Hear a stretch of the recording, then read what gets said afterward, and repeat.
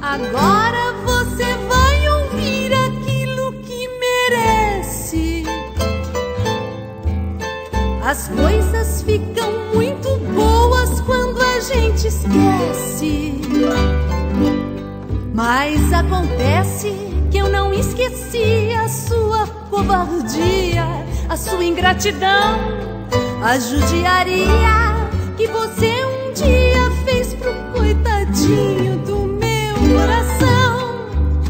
Agora você vai ouvir aquilo que merece. As coisas ficam muito boas quando a gente esquece. Mas acontece que eu não esqueci a sua covardia, a sua ingratidão, a judiaria que você um dia fez pro coitadinho do meu coração.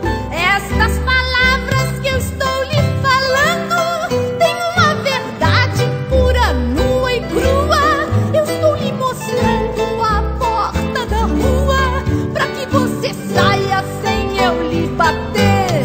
Já chega um tempo que eu fiquei sozinha, que eu fiquei sofrendo, que eu fiquei chorando. Agora quando eu estou melhorando, você me aparece pra me aborrecer. Agora você vem me aborrecer? Depois de tudo que você fez com o coitadinho do meu coração, Terezinha. Coitadinho, coitadinho do meu coração. Ah, não!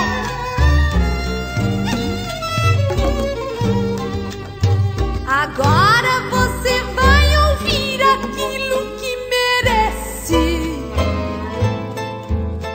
As coisas ficam muito boas quando a gente esquece. Mas acontece que eu não esqueci a sua covardia, a sua ingratidão, A judiaria que você um dia fez por coitadinho do meu coração. Estas palavras que estou lhe falando têm uma verdade pura, nua e crua. Eu estou lhe mostrando a porta da rua pra que você saia sem eu lhe bater. Já chega um tempo que eu fiquei sozinha, que eu fiquei sofrendo, que eu fiquei chorando.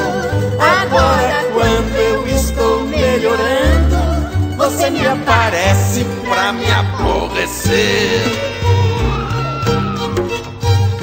Agora você vem me aborrecer?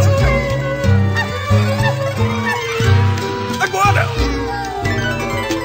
Depois de tudo que você fez pro coitadinho do meu coração.